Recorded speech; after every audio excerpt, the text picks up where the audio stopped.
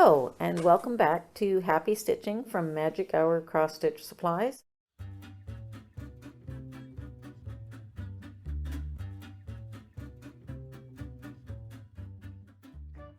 I'm Donna. And I'm Serena. We're a mother-daughter team, and we are here today talking about backstitching. This is a type of stitching that a lot of stitchers don't like, a lot of stitchers love, probably like most every other kind of stitching. Some like it, some don't. In the Facebook groups that I belong to, a lot of people say they don't really like doing it, but they love the result because it really makes your picture pop at the end, because it just outlines everything and brings in detail that wouldn't otherwise be visible. So we're going to talk about the ins and outs of backstitching today. And we are both here with our individual projects.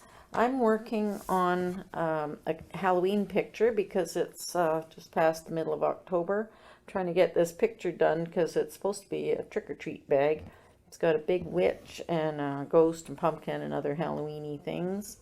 And I'm up to the point where I'm back stitching my spiders. And I'm doing the back stitch on the spider legs with some of the new étoile.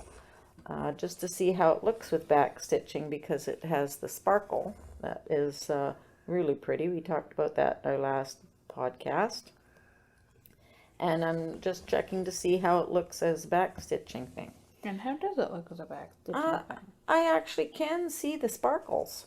So it's subtle, and probably in the middle of the night when they're out there trick-or-treating, nobody's going to see it. But I can see it here as I'm stitching it, and I really like the moulinet to work with. It's very soft, so it's worth it. Okay. How about you? What are you doing? I am working on a little project, the same project I was working on last week. I'm sorry, I'm such a slow stitcher. It's a 1/1 on 32 count linen of a little pair of hands holding a heart, and the heart is red. Oh. Like inside the heart is red. Okay. Well, that sounds really nice. It's very small, smaller than I anticipated. So I have a much larger piece of linen than I need. Well, one of the things we're going to talk about later on, if we get to the questions, is how do we know how big of a piece of fabric to use?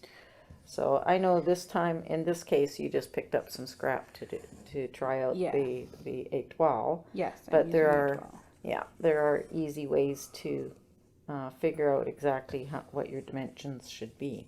But that comes later. So right now we're talking about back stitching. So tell me, Serena, what kind of things have you come up with on back stitching? I should mention that I have a few decades of experience at stitching. Serena is has a little less experience, but still many years. But new to stitching on things like linen and stuff. Yeah. So tell me about your experiences with back stitching. Well, I haven't backstitched a lot because I used to do these ones on like 14 count, just little fridge magnets on 14 count plastic canvas, especially for cross stitching. Our fridge is full of them. Yes, it is. They keep falling down, but we love them. We pick them up, put them back on. That's not even all of them. I don't know where half of them went. But I usually did those, and those don't require back stitching because they're very cartoony little images and they're outlined in stitching. So we did one for a fridge magnet for a model stitch for something that we plan to have in the shop eventually. And I tried to do the back stitching before, thinking that if I did the outline first, it would be much easier, like I used to do with the fridge magnets. 'Twas not to be. And what happened? Well, then I had to go in and redo the back stitching because it looked terrible, because you had to kind of stitch underneath it, and that's not comfortable. So the regular stitches overrode the back stitching that was there first? Yep. Oh, I see. Yeah, I could certainly see how that would happen. I've always done my back stitching last, and that's usually what's recommended in the pattern. Some people on a bigger pattern like to do like a piece at a time or a section at a time. So finish, say, one of these spiders and then go ahead and backstitch that. And then when you do a bat, you backstitch the bat like that. So it's not a lot of backstitching all at once. Well, I actually enjoyed the back stitching. It was just the timing of the back stitching. I like backstitching too. I don't find it something that is annoying to me. The only thing is it's at the very end of the project, and I kind of want to hurry through it. That's more of that than I don't like doing it. But you know, when you get to the finish line, you want to just cross it and move on to your next project, or at least I do. So Well, that's probably a universal truth amongst cross stitchers. yeah, probably. It's always fun to be planning out your next project. A lot of stitchers have a very long queue of projects that are ready to go or planned to go. I know I do. I know I do. I have an enormous long list. But it always happens that the one that's most urgent gets the most attention. So that's why I'm busily hurrying through the back stitching on this Halloween picture. But I like how it looks, and I really like how this etoile is turning out as back stitching color. Have a look. See the spider that head? is nice. It Yeah. is kind of shiny. Yeah, you can Did see you the use shine. some of the black shiny for the eyes? That is a little, two little stitches of a black. That's light effects, though. It's very shiny. Oh no! Wait a minute. That's not light effects. That was the black cotton and a tiny thread of silver. This I blended some silver into the white that was called for the ghost to make it shiny And glow in the dark. and glow in the dark. I'm My stitching favorite. on, yeah, me too. I'm stitching on 14 count, so I had a little room for extra strands, and the ghost was one color, patches of single colors. So I blended the called for whites and grays. Each one I blended it with took one strand of the called for, one strand of glow in the dark, and one strand of silver. It wasn't light effects. It was acrylic blending filament, I think, on the ghost. So I don't know. I did that last year. Now I can't remember what I used. It looks like the blending filament I saw in your clinic box, the white braid. Yep, that's the one. Not braid, blending filament, but white. Yes, that's what I used. So now it does actually glow in the dark a little bit, even though there's only one strand there. So it looks pretty cool. So this the etoile as back stitching, it looks pretty good too, and you can see the little tiny sparks of shine in the threads, even though it's just the back stitching. Yeah, it's really nice because I'm using the etoile on this. I don't want to talk about etoile again too much, Right. but I'm using the etoile on this project, even though it doesn't have back stitching because it's, well, frankly, let's face it, it's too small to have back stitching. Smalls are fun too. Yeah, I can't find the hole. Oh, that's 32 count linen for you. And I'm trying to do a fill. Okay, so back stitching is usually the pattern will say how many strands for back stitching that you should use, and it's most often one. Right. But again, this is one of the areas where you can customize. Yeah, because I like using 2 strands for basically everything except really high counts. I use one for most things if it's like a complex picture, like of a mermaid, a bird, something like that.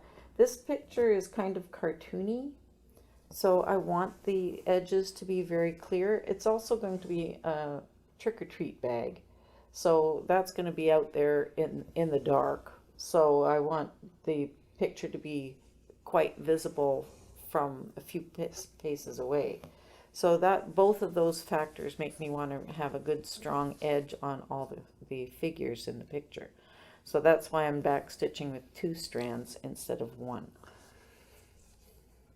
If it was a finer fabric or like a more detailed picture, I would probably go with just the one that is the normal I have used even 3, but that was on a baby blanket, and I did a baby blanket for a friend, and the pictures were you might be recognize the Woodland Babies booklet from Stony Creek, I believe.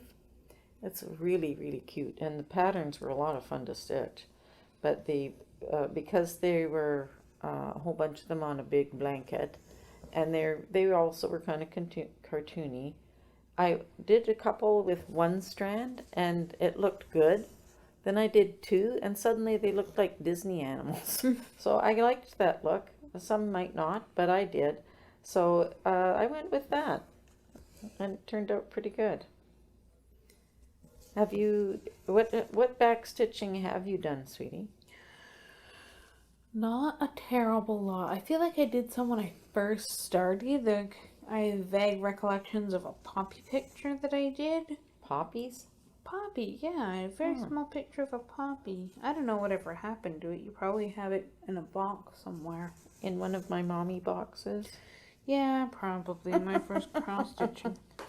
That would be something I would want to keep. Yeah, I think that was backstitch, but I can't remember because I was 7. Yeah, you have been stitching a long time. You're only 25, so 7, you'd be stitching almost 20 years already. Holy moly, how did that happen? Oh. Okay, well, sometimes you can choose to add back stitching where none is called for in the pattern, and again, it would depend on the pattern and what you want the pattern to be when you're finished. If it's going to go on the wall, or if it's going to be a bag or pillow, or go on a piece of clothing or whatever. That will also help your decision of what kind of back stitching to do. So there are 3 options you can go with. You can, if the pattern, whether the pattern calls for back stitching or not, you can always alter the color that you use. Now some people say, oh no, the designer said this, that's what you should use. That's fine, go with that. Or you can make it your own if you're comfortable with that. Everybody gets to choose for themselves because it's an art, and there are no hard and fast rules except the ones that can be broken. So if you want to change a color of back stitching, go ahead and do it.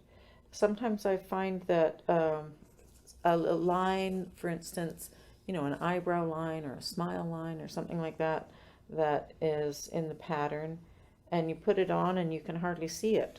So then that would be a good time to change it out for, you could either change it for a more strongly contrasting color, or you can just add another strand to that one part. Because back stitching should be either contrasting, coordinating, or blending. That's right.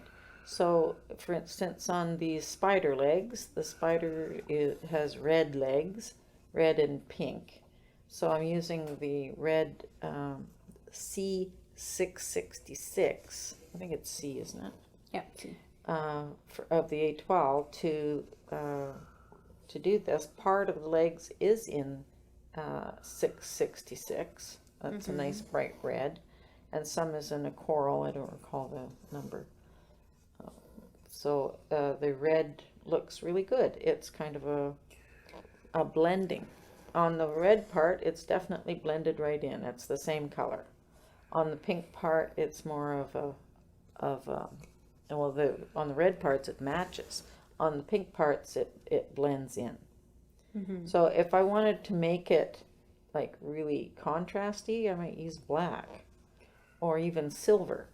Silver would be nice for like spider webs or something. Yeah, the pattern does call for silver in the spider webs. So it calls for a Krennic Japan silver. I don't remember that number. But I think I'm going to try some of that diamond that we talked about A couple weeks ago. Yeah, a couple of podcasts ago. So we'll see how that goes. I'm looking forward to trying that because that's a really nice silver. And I'll have to experiment and see if I need 1 or 2 strands. That's also a kind of back stitching because it's just like straight stitches that form a pattern, but it's not really around another thing.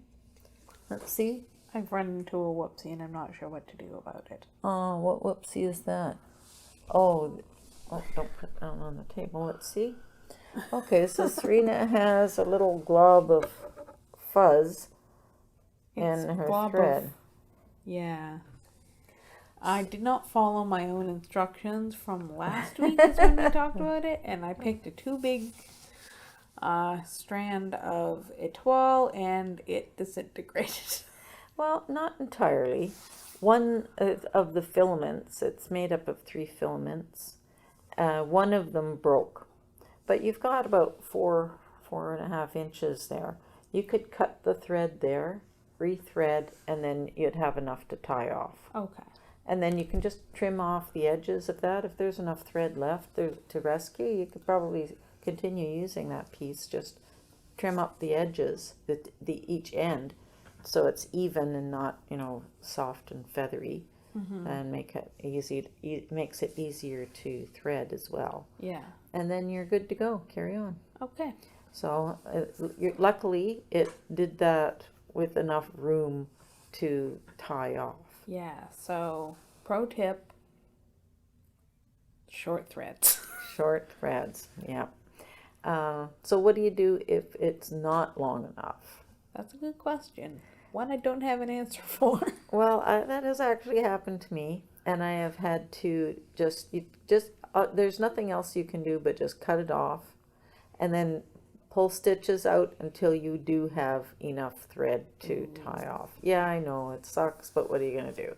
So you could try pulling out fewer stitches and then tie the end of that.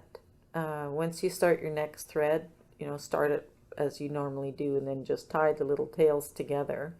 That's like microsurgery. Just about, yeah. You need the needle to pull it through the little loop to make a tiny, tiny little knot. It's probably easier just to undo enough to tie it off properly. Well, I thought what I usually do if that happens is lay them both down and lock them together the way you start a new needle. Yeah, that's a good idea too. And I have used that method. So when I do that, I try to get the loose tail, try to get it through that first loop of the new thread a couple of times instead of once. I usually do it a couple of times, not once. That would probably lock it down sufficiently. Depends on what you're using it for too, though, your finished project. Yeah. So if it's just going to sit on the wall once it's framed, there's no stress on those stitches or anything. There's no reason it would ever come loose. If you're going to turn it into like a trick-or-treat bag, then it would get some strain on the stitches. And when I'm doing a bag or something that's going to be actually used, I when on the finished project, once everything is done, like everything, and it's washed and squared and everything, then I iron on some interfacing on the back. And that has a couple of effects. One is to stiffen the fabric so it works well with your pillow or whatever you're making. And it also grabs hold of all the little loose ends of all your stitches and it will help keep them all tight. So just get a good quality iron-on interfacing. It doesn't have to be really thick, depending on where your project is. Iron it on, and then go ahead and you can use your fabric as any other fabric to make your bag. It's also helps to stop fraying on the edges if you're using, well, all the even weaves that are commonly used for cross stitch have a tendency to fray on the edges if they're not finished. That's why we always serge the edges of our fabric before we sell it. Well, the smaller pieces it's hard to do a full meter and it gets cut up anyway, so. But the fat quarters and fat halves get serged so there's no fraying on the edges. That makes a big difference if you don't want your edge to get too close to your design. You want a little space around it. So that's something else that you can think about, and I will already have my piece of interfacing ready to go when I'm finished this. Time is pressing for sure. Another question that comes up on backstitching is what size of stitches do you use? Like, What do you mean by that? oh, of course, all your stitches are in little squares, right? Right. So technically, a back stitch should be one square. So I sometimes cheat and I do 2 or 3 squares if it's in a straight line. And not so much if it's going to be a used project like a bag or pillow, because then everywhere it's not tacked down has a greater chance the threads to pull and eventually wear, and especially on a pillow where people are leaning on it, it's easy to pull them out. There's too much play in it if you have too long of stitches, so if it can get pulled, and then it's not a straight stitch on the edge of your design anymore. So it does affect how the design looks at the end. However, if it's something that's not really going to get wear, if it's going to be on the wall, or if it's something that, like the baby blanket, she loved it so much that she doesn't even put it on the bed for the baby. She puts it on the wall. So which was kind of flattering. I was really happy that she liked it that much. But I was able to use longer stitches for the back stitching, which really saves a lot of time. But it is not something that the Stitchers Guild, if there is such a thing, would recommend. I would say they would probably want to go by the book and do one stitch. You can also lengthen your stitches if you're going around, like, unless an angle is either straight up, straight across, or a 45-degree angle, there is no corner to corner. So you can go in between on the lines. So in other words, like it comes up in the corner of a stitch, and then if it's angled, you put it down wherever that stitch crosses the next line. So it may not be at a corner, but it could be halfway or 3/4 way. But that's a pretty fine point. So I go no more than 2 or 3 stitches, even when I'm stretching it. And you can use the spaces in between the corners of your stitches. So it doesn't have to go from corner to corner. And that really makes a big difference too. Again, depending on what it is you're stitching. If you're stitching a bag or a pillow, you really want to keep those stitches short. But the longer stitches, of course, give a smoother line. That's the advantage of that. So I'm really keen on just being very flexible with what I can do with my back stitching, and making it according to the project, the picture, and what I'm going to do with the project when it's done. And on your little tiny picture there, are you going to try to backstitch that? No, because I'm not a masochist. I see. It is very, very tiny. It's a very small picture on a very fine fabric. Yes, it is. Now, are you regretting now your choice to pick 32 count? Well, I tried to pick something smaller, and you're like, no, use the linen. So it's my fault then. Yep. Okay, thank you for that. Well, it's not a very big picture, and it's not too late to decide to do it on something else. I might. Because I know you really like that little picture. I do. And it would look really nice on an 18 count. It would, and that's not too big or too small. That's right. That's a nice middle of the road kind of fabric. It is. Yeah. And I remember when it was many years ago now, but there was quite a long time that I thought Ada was the only thing out there for cross stitching on. I didn't know that there was anything other than 14 count Ada. It was a revelation to me that there were other kinds of fabrics to stitch on. I thought I was being really way out there to go with an 18 count. That was wow. But now I stitch on all kinds of fabrics, some not even meant for cross stitching. I like to be explorative when I'm choosing my materials. Sometimes I often have picked up this or that little thing in like a thrift store or something like that, and explored how it could be used for cross stitch. I've actually had some pretty good success using very fine crochet yarn because they come in so many pretty colors. Not that floss doesn't, but you know, explore something different. And it was a 14 count fabric, so there was room for the crochet thread. So there's an advantage to using 14 count Ada. Oh yeah, I love 14 count Ada. It's still a classic, still a standard. And the your fabric depends more on how big you want your finished project to be than anything.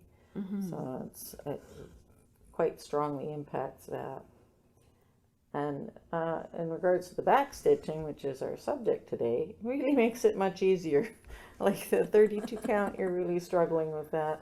I'm just whizzing along on my 14 count. I'm almost finished my first spider here. Well, what kind of needle would you use for back stitching? Would you use like a sharper needle? That's a good question. I would use a sharper needle if it was like a densely stitched patch. For instance, if it was a solid fill in the middle of the pattern, like I've got my witch against a full moon here. So when I do the details on her face, I might want to use a sharp needle or a very fine needle, but then it's hard to get the threads into the eye, depending on the brand of needle. But a sharp needle would make it easy to go in exactly where I want it to be. It would be less dependent on where the corner of the stitch is, and I would be able to make her expression be a little, you know, I would have more input on her expression and exactly where her lips go and her eyelashes and stuff. So it would be something that would be a useful departure from the norm to use a sharp needle for back stitching in an area like that. Also on yours, if you use, like, I know you have a very fine needle there. Tapestry needle, I believe. It is it's a tapestry petite. So you can't really get a finer, sharper needle than that. On that, you would not want to use a sharp because that would make it so hard to find the right spot to put the needle in. That's why tapestry needles are not sharp. So so you can get that sweet spot in the little tiny space between the threads. So a sharp, once it's all stitched like this, it would probably work really well. Well, it does work really well. I've used it like that. But on a regular stitching on a high count, would be a mistake. So how are you finding that needle, by the way? I like it a lot, actually. It's easy to thread, surprisingly. Yeah, it really depends on the brand. Some brands, the petites, the eye is very tiny. This is a Bowen, you said? I think it's a Bowen petite, yeah. And there are some of the Bowens are not gold plated like the other brands. And there's, you know, pros and cons for both, price being one of them. But as long as it's a very, very smooth glide, that's the part that makes the difference in the needle usage. And if you've never used a really good quality needle, try one, because it really makes it much more difference than you would expect. You expect it to be, you know, all the needles are the same, but they're really not. No, not at all. So for needles, you want to make sure your needle is sized properly for your fabric and the number of strands that you're going to use. So it's, you know, there are a lot of different factors that go into the use of your tools and your materials. Of course, there's a lot more to cross stitching than just making little X's. But in the end, it comes down to making little X's.